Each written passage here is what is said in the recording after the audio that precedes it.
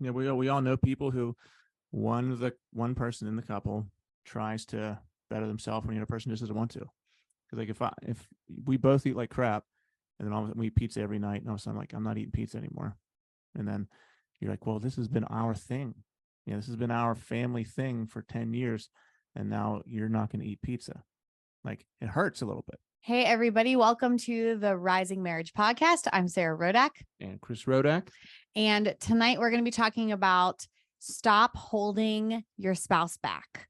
So not holding your spouse back from making personal growth changes or having their own life outside of marriage and parenting.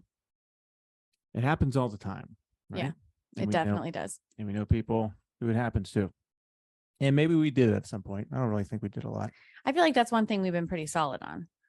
And so, for example, what we're talking about is, well, that happens a lot to newly married couples where you're just married and you've got a couple kids. They're all pretty young and life is insane.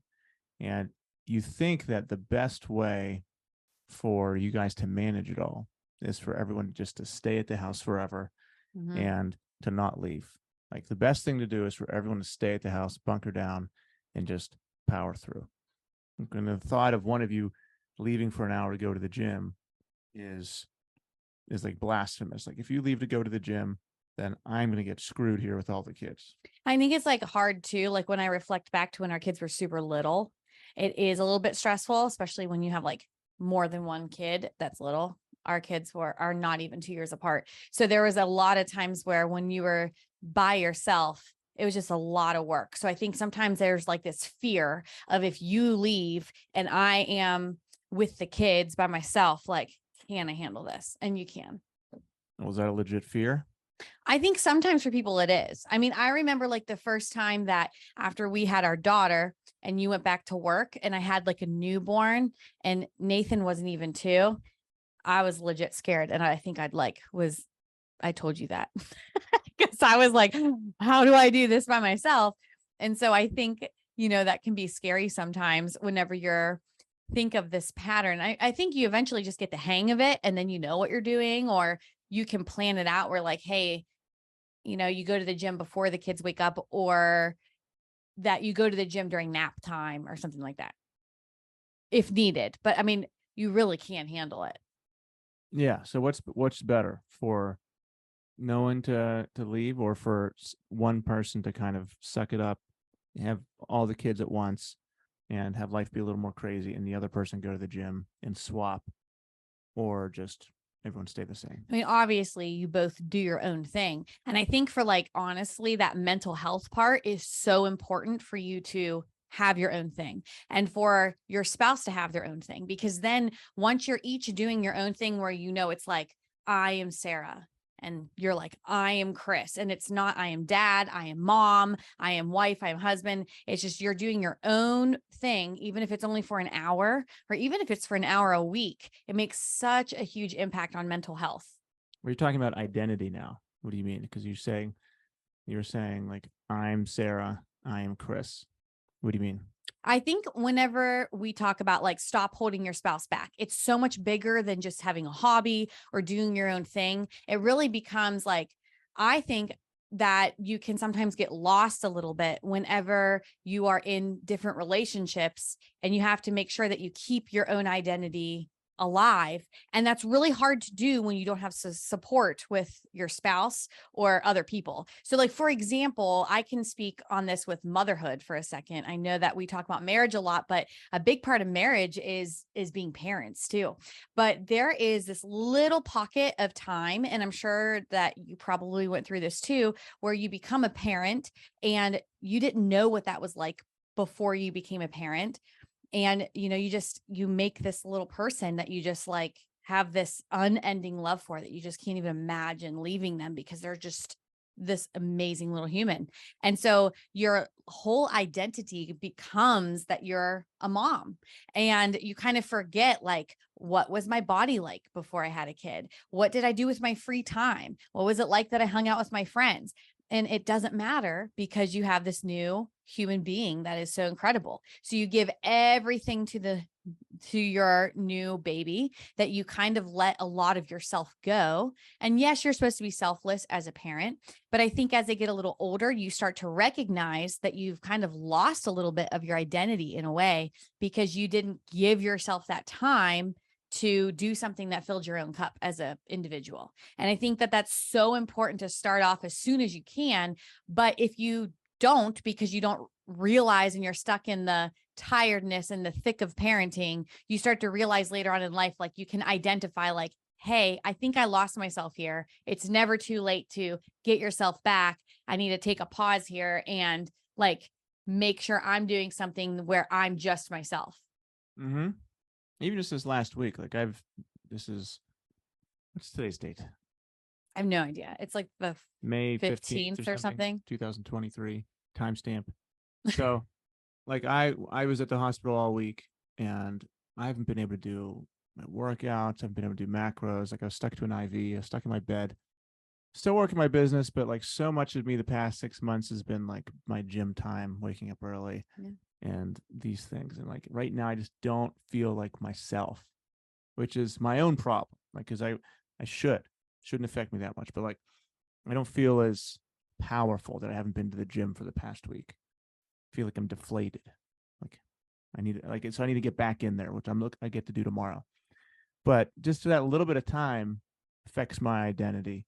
And so like if you are going years without going to the gym, and years of just watching your body waste away, which has happened to both of us, right?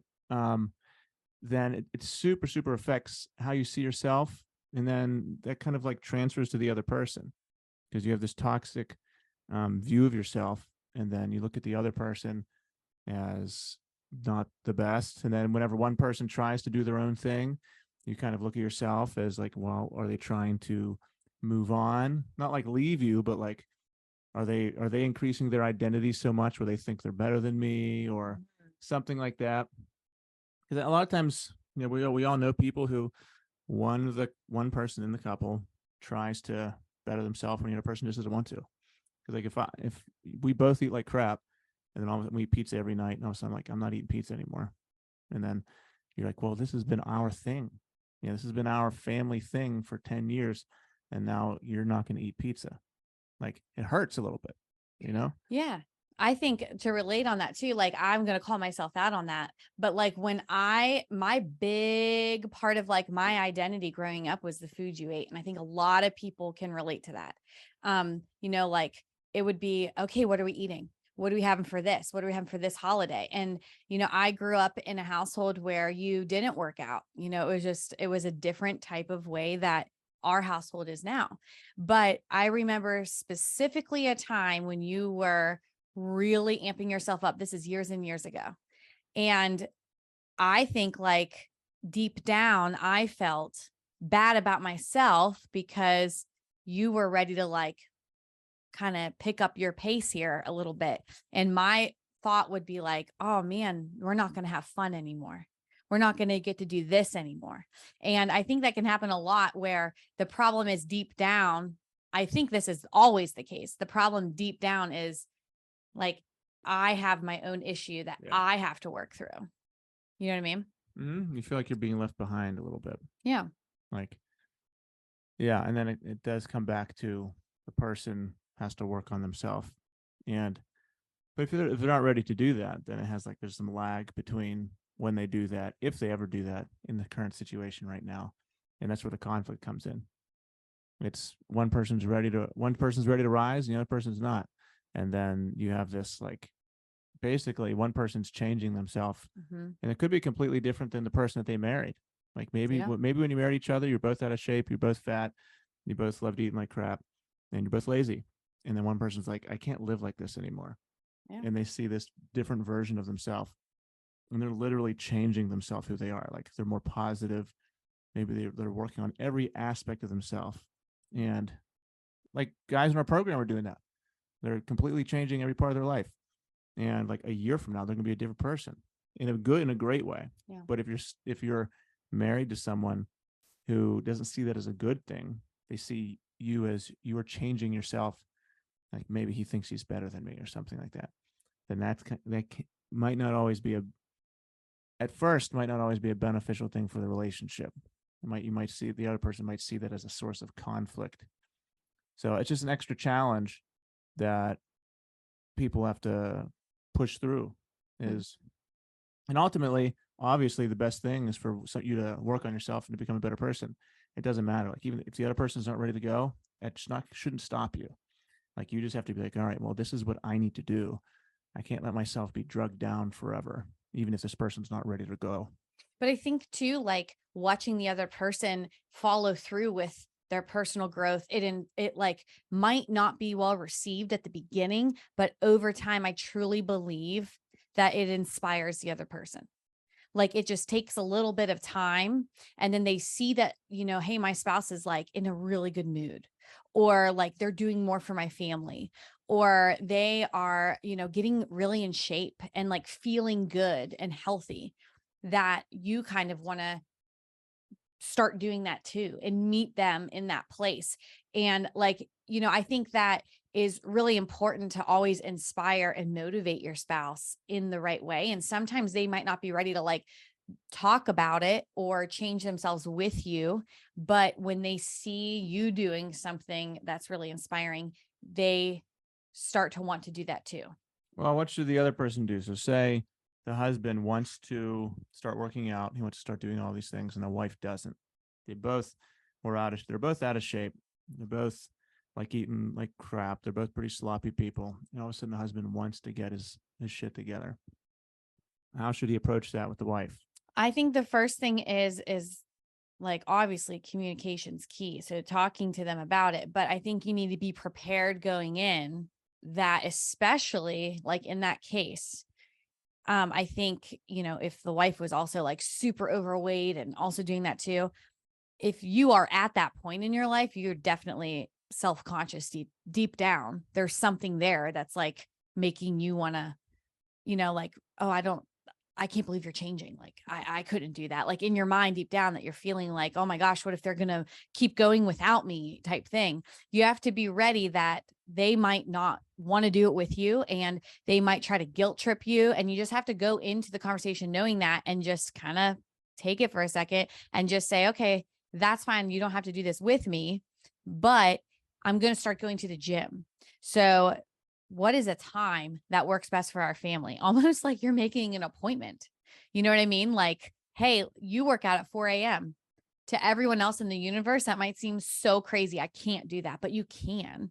If that's the only time that it's not going to interrupt the family, and that's an issue that you have with your spouse, then you freaking get your butt into bed early and you wake up at 3:45 and you go to the gym at 4. You know what I mean? And just start those habits even without their support, where it's not going to hinder them in any way, is what I would do. So then that way they see that you're serious about making some sort of change. So you're saying that even without their support, you should start. 100%. If it's for like health and wellness, yes. Because I think the reason why people don't start working out or eating healthier or whatever is because they like are too scared to make the change, or they have such deep self-confidence issues anyway that they just think, I can't do it. And if it's like inconveniencing their spouse, it's probably because they didn't hold true to like changing many, many times. And so their spouse doesn't really like believe them. Mm-hmm. You know what I mean? What about just hanging out with friends? So if you have time to do that. So just like, I don't know, your friends want to go, they're getting married, go on a bachelor party, or even if hey, we want to go on a guys' night golf trip, something like that. I mean, I'm going to say that I think this is one of the number one issues in marriage with females. I'm just going to call it out there. Specifically, ladies? I do. I think that it is like that specifically once you have kids. I think there's like a resentment that is starting, like that forms at such an early time, where it's like, I don't know how to explain it, but it's like, I carried the child for 9 months. I gave birth. I did this. I nursed. I did all these things. And it's hard, like that's definitely it's not easy, but I think there's like sometimes women start this resentment also because I think like social media has this pressure of that resentment to be built, that women, you know, are here and men like don't do near as much as the mom. I think that is like everywhere. I truly do. And I think that that can be the case in some marriages, you know, and then I think No, it's it's true. flipped. It's true in some. I know there definitely it's flipped too, but there are definitely marriages where the husband doesn't do anything. And like that's a problem between them. You know what I mean? But I think with your friends, I see a lot of ladies, especially when our kids were younger, who like have this huge resentment when their husband goes to do something with friends. And they're like, well, I wish I could do something with friends. But this is my personal opinion. So don't shoot the messenger here. But like, I think a lot of times with women, it's harder to hang out without kids when your kids are littler, because a lot of times your friends also have little kids. And I think there's this mom guilt that you give yourself that's not from your spouse, where you're like, oh my gosh, I can't miss bedtime. I can't do this. So you like already talk yourself out of hanging out with the girls, and they do the same thing when your kids are little. And then like your husband, you know, might not feel the exact same way or give themselves that guilt every single time. And then they go out, which you should be going out too. And then you like automatically are like, well, I wish I could do that. But like, you can do that. You just like chose not to do that. You know what I mean? So I think like that can happen. I'm getting a little older now where I think it's a little easier because my kids aren't so young. But I think that women definitely have that resentment when their men go out. But even whenever our kids were younger, we still hung out with Oh, we people. still hung out. That's like, I'm saying in general is what I see. I think like it is so important to be hanging out with your friends. And I think that's something too that you and I have always been extremely good at, because like we know it's important to hang out with your friends and have your own identity. I don't know like if that was ever a problem for us, but I think in general, like a ton of people have that problem. Yeah, it's a big problem. You know, it's good to have the friends that you do have. It's good to have friends that build you up and are positive and help you become better at things. Like over the years, we've added friends onto our lives that are more positive and lift us up in ways than just to kind of drag us down. Like basically, it's been like a filtering process over the past years of like people that add to our lives we hang out with, and people that subtract from our lives we just don't contact them anymore. Yeah. And I think that's okay, because I think that we've both been really into personal growth. And like as you grow, sometimes you grow a little bit apart from people in your past because you're like moving forward. You know what I mean? Yeah, it's not like we do push-ups when we get together, but it's good to just have people that think positively, because you know were people and there are people that we're super good friends with, but every time you get together with them, they're bitching about something or bitching about their spouse or woe is me, and they've got all these bad situations in their life that they're not willing to tackle. And if you're at a different headspace, you've got to kind of move on. But that's a different topic, kind of. Yeah. Um, yeah, and I think it's a lot of people, especially guys, I think, really are missing some brotherhood, missing some friends to hang out with. It affects them really deeply. There's a lot of lonely men out there who have no one to talk to. And I know, man, I talk to them all the time. Like there's so many lonely guys out there. And as soon as they have a thought of, just want to call someone, like, or hey, maybe I can go have I can go meet someone at this place, it just gets shot down immediately. And that honestly, it's their own fault. Like if you're a guy and that's you might have heard that and be like, yeah, man, my wife. No, you just need to grow a set. You need to grow a pair and make it happen. Because if you allow yourself to be treated like that and allow yourself to be stomped all over for your entire life, it's no one's fault but your own. You either need to fix it or get out. That's what it's all there is to it. Like if you're just living your life in misery and you're taking it, honestly, the biggest thing is because you have a ton of personal growth to work on. You have a ton of self-confidence to work on, to where you can't even look your spouse in the face and tell them the truth about yourself. So that honestly, has nothing to do with your spouse. It has 100% to do with you. To where you don't have it within yourself to reveal the truth about yourself because it makes you sick. That's the truth. So you need to build yourself and deal with those inner demons to the point where you can share that with your spouse. And then guess what? You build your confidence. And then you're able to say, hey, it's time for me to start sticking up for myself. I am my own person. I need to do some of my own things. I need to see some of my own friends. But until you get to that point, it's all on you. Like it's not on your wife. And if you're thinking it's on your wife and you can't do anything about it, well then guess what? You need to fix yourself, or you need to find a new wife if it's that big of a deal to you. Okay. But that's the second option is the easy way out, because that's you acknowledging or not acknowledging that you have stuff to work on with yourself. Because I've heard a lot of guys, there's certain groups, man, if you bring up this situation, they'll immediately dump it on their wife and say, all women are bad. They're only after your money, or they just tear you down. There's just a lot of resentment and bitterness built up in certain communities. And what ends up happening is that's the only thing they think about. And they just find themselves stuck in this like cesspool of toxic thoughts, and they just can't get themselves out of it. But the guys who do get themselves out of it, man, they're amazing. They have such an amazing headspace, and they're motivational, inspirational, and they just raise themselves up. They become amazing people. But people that can't do that are just stuck forever. It's really sad to see. So if you're dealing with these problems and if you're thinking basically like my wife is the reason I can't do this, then you're immediately wrong. Okay. It means you don't have it within yourself to advocate for yourself. It's the same thing if you're like a student or a kid. You want them to advocate for themselves. You want them to have the confidence in themselves to approach an adult, approach someone and say what their problem is. Same thing for you. Like you need in your relationship, you have to advocate for yourself. Yeah. Yeah, that's really good. I mean, I think that truly 99% of problems that you have in your relationship in general is like an individual problem of not working on self-growth and like making sure that you can, fix yourself before you dump the problem on somebody else or blame them, for sure. I think it's definitely the same thing for women too.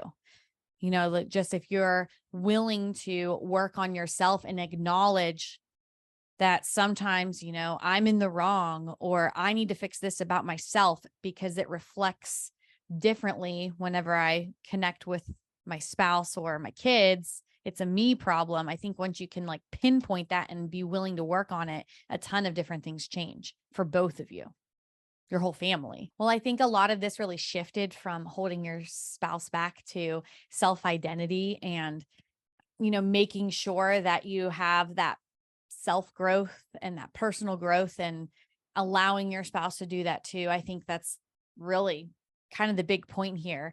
But I think once you really focus on that, you just have such a happier connection. And that's so important. So if all of this is a problem for you in your marriage, I think instead of blaming the other person or thinking, how do we fix this?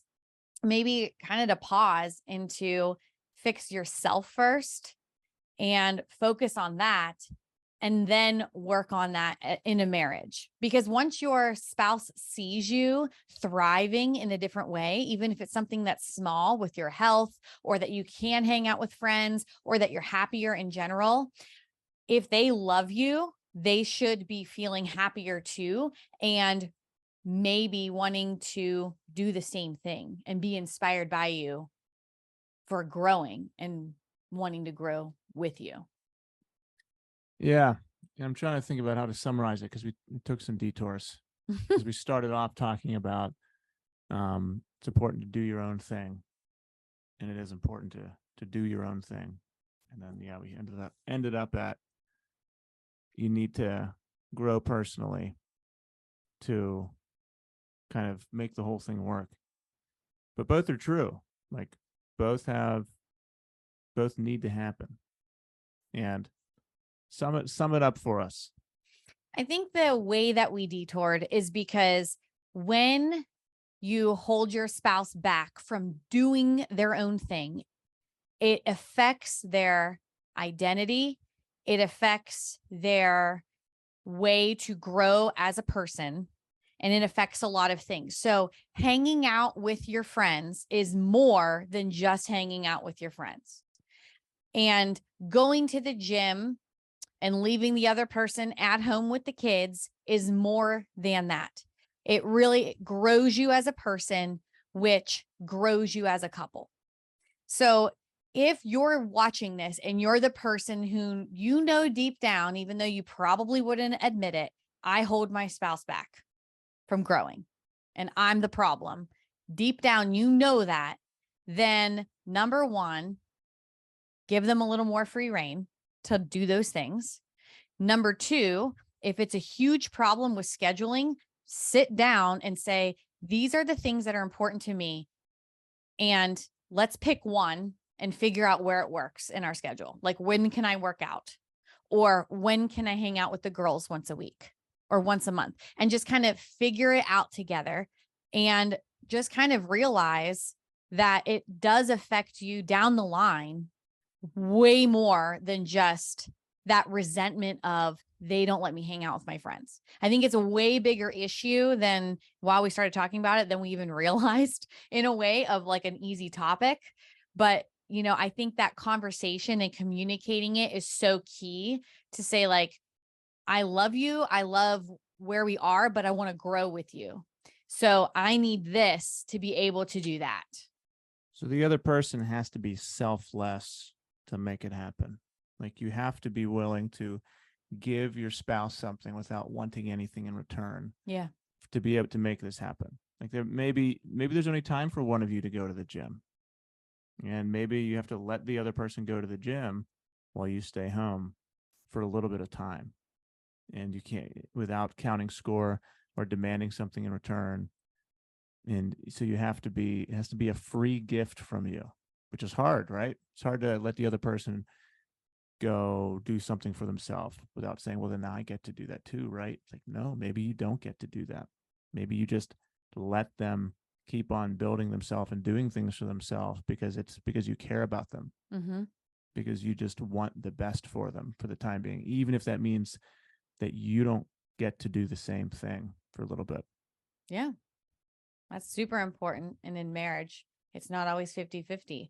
And there's going to be times where you get back more, that your spouse is giving more to you. You know, it just there's different seasons of life, that different chapters of your big book that happen, and you just have to help each other. Very poetic. Thanks. All right. Well, good. Well, we took a windabout road to the end there. But it's important to sum it all up. It's important to do your own thing. For me personally, jiu-jitsu makes me feel great. Working out makes me feel great. I don't golf a lot anymore. No. It's like once a month now. Yeah. I used to golf every single day back in the day before I was doing big shit. But now I just golf very, very rarely. But I like golfing. And we like, having the Saturday night, Sunday night bonfires with our friends. Yeah. And we talk about like our businesses. We talk about how to grow as people. We talk like you write it off as a business expense. Like we're growing as we're hanging out with our friends. Like, there's the kind of people we hang out with. But it's really good for us mentally to do that. Sometimes I do it by myself. Sometimes she does it by herself. But we encourage it. So, good. That's a good one. That was a good one. That was a good episode number 3. If you guys have things that you want us to address, we're not perfect. We'll give you the truth. We'll tell you if we're struggling with it or if we think we've got a good read on it. This one, I think we do have a good read on, because we've always kind of let each other do these things for how many years has it been? Said what, 17 years? We've been together 17 years, which is wild. Married for 12. Yeah. But yeah, I think that is something that we've always been really strong in. I think we've both been in different things since we started dating and in different groups and clubs when we were in college. I think that's how it kind of started, where we began dating, where we each had our own things. And then I think we just realized why it's important. And I think that is definitely something that's always been a strength for us. Yeah. Awesome, everyone. That was not how I thought it would turn out, but it ended good. So we'll see you guys next time. Bye, guys.